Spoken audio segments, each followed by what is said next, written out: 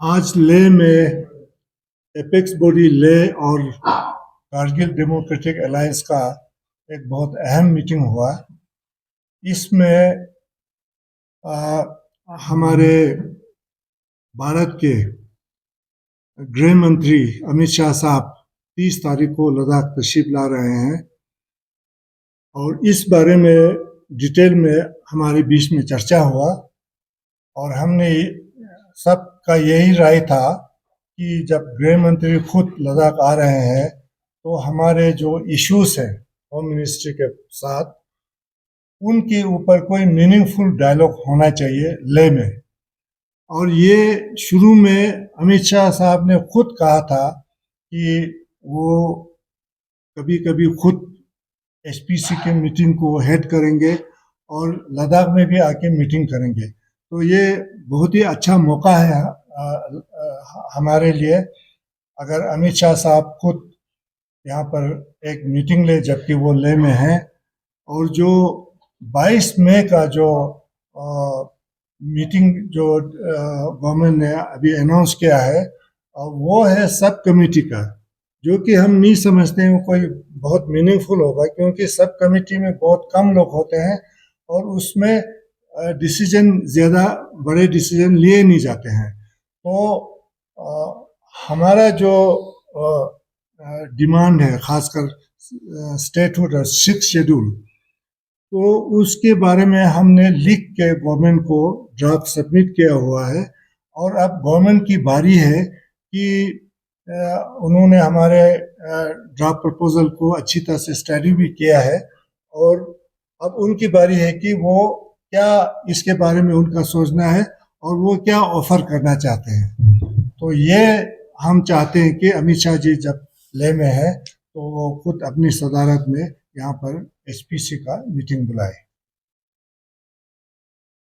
साथ ही साथ अभी को चेयरमैन एपेक्स दर्जे साहब ने जो आपको बताया उसको इंडोर्स करते हुए और उसको फुल्ली सभी मेंबर्स जितने भी हैं कोर कमेटी के केडीएन एपेक्स के इसके साथ देते हुए एक और बात को भी मैं यहाँ पे थोड़ा एलिब्रेट करके बताना चाहता हूँ। वो ये है कि जिस तरीके से अमित शाह जी ने एमएचए ने हमारे मशहूर एजुकेशनिस्ट एनवायरमेंटलिस्ट और लद्दाख के हीरो सोनम वांगचुक जी से जो केस इन्होंने इलीगल केस एनएसए का इन पे लगा के और तकरीबन 6 महीने लगे इनको ये पता चलने में कि वो सारी चीज़ें बेसलेस थी और उन्हें रिवोक करना पड़ा और आखिर अल्टीमेटली इन्होंने रिवोक किया। हम अमित शाह जी से अभी जो सरिंग साहब ने बताया उसके साथ ही साथ ये एक्सपेक्ट करते हैं जो हमारे 31 डिटेनीज हैं जिन पे डिफरेंट सेक्शंस डिफरेंट धाराओं के तहत और बहुत ही गंभीर धाराएं देख के अभी भी इनका केस है, वो सारी धाराएं वो सारे केसेस रिवोक करके वो विड्रॉ करें और डिग्निफाइड तरीके से इनको भी इनके सर से जितने भी इल्जामात हैं वापस ले लें ताकि पूरी लद्दाखी आवाम को ये मैसेज जाए जो 24 सितंबर को हुआ वो गैर कानूनी था, उसका कोई जवाब नहीं था और वो लद्दाखियों के साथ ज्यादती हुई है।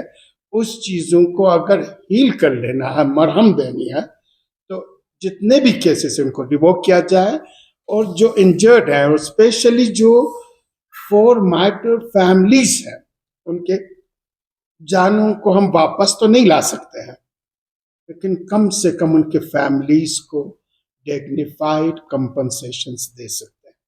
और जो इंजर्ड हैं और इसमें से कुछ क्रिटिकल इंजर्ड है, शायद लाइफ लॉन्ग उस इंजरी के साथ उनको जिंदगी करना पड़े, उनके उस जख्म को उनके दिलों पे जो चोट लगी है उससे कुछ नहीं किया जा सकता है लेकिन कम से कम एमएचए जो कर सकते हैं, ऑनरेबल होम मिनिस्टर साहब जो कर सकते हैं वो एक डिग्निफाइड कंपनसेशन उन सारे इंजर्ड्स को, मार्टर्ड फैमिलीज को और जो डिटेनीज है उनसे केस रिवोक करके ये चीज़ें कर सकते हैं।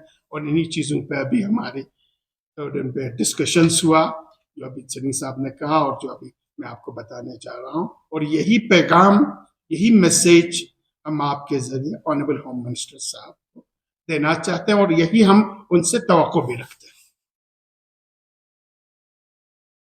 तो आपका अगर कोई क्वेश्चंस हैं तो आप बता सकते सर, जिस तरह से डिस्ट्रिक्ट अनाउंसमेंट आया उसके क्या सोचते हैं?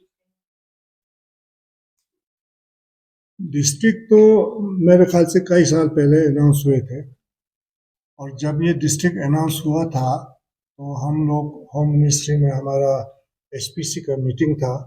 हमने पूरे लद्दाख के अवाम की तरफ से गवर्नमेंट को शुक्रिया अदा किया था, और ये बात अब बहुत पुराना हो चुका है।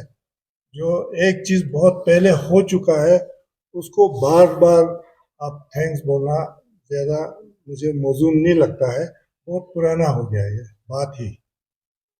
अगर अमित शाह जी अगर इस दौरान बातचीत नहीं करते हैं तो क्या क्या अगला कदम क्या रहेगा? जो 22 मई को आपका टॉक्स है, क्या उसमें आप जाएंगे, क्या करेंगे? एक तो हम सोचते हैं कि क्यों नहीं करेंगे, करना तो चाहिए, जबकि खुद लद्दाख गए हैं और खुद उन्होंने वायदा किया था जब शुरू में ये मसले उठे थे, तो हम तो पूरा पूरा उम्मीद लगा के बैठे हैं कि वो करेंगे। अगर नहीं करता है तो फिर हमें हमारे जो डिमांड्स हैं वो ऐसे ख़त्म तो नहीं हो जाएगा, तो हमने अपना स्ट्रगल तो जारी रखना है, तो इसमें कोई दो राय नहीं। मैं इस तरह से प्लीज। मैं कहूँगा कि जो गुडविल का बॉल है वो होम मिनिस्ट्री के कोर्ट में है। अगर वो लद्दाख में दोबारा से ट्रस्ट, विश्वास जगाना चाहते हैं, गुडविल लाना चाहते हैं, आगे बढ़ना चाहते हैं, तो ये तो बहुत छोटी सी बात है। 2 दिन के लिए आ रहे हैं तो 2 घंटे का मीटिंग ना हो तो ये मैसेज बहुत गलत जाएगा लोगों में कि उनके लिए इतना वर्थ नहीं है कि जहां लद्दाख को जख्म है वहां महरम कर पाए। तो वैसे ही जो 24 सितंबर की इश्यूज हैं उस पर भी वो मरहम करें तो उससे लोगों में बहुत गुडविल जागेगा। तो ये गुडविल इलविल का बॉल जो है वो उनके ही कोर्ट में।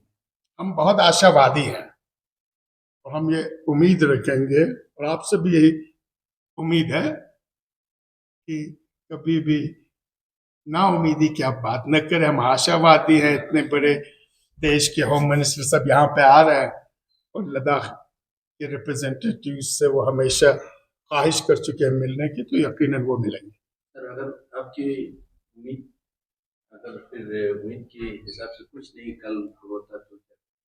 इसके बाद फिर हमारी कोर कमेटी एपेक्स और केडीए की बैठेगी, केडीए और एपेक्स की एग्जीक्यूटिव बॉडी बैठेगी और जो फ्यूचर कोर्स ऑफ एक्शंस है इन पे अगर टोटली नेगेटिव रिस्पॉन्स आ जाता है तो उसी हिसाब से हम आपको अवगत कराएंगे, हम आपको बताएंगे हम क्या कदम उठाने वाले हैं।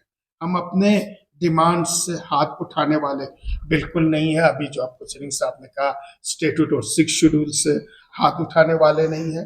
साथ ही साथ एक चीज हम क्लियर कर देना चाहते हैं, हम किसी भी टेरिटोरियल काउंसिल या काउंसिल किसी भी नाम से दे दे उससे एपेक्स और केडीए एक्सेप्ट करने वाले भी नहीं है। क्वेश्चन? तो बहुत बहुत शुक्रिया।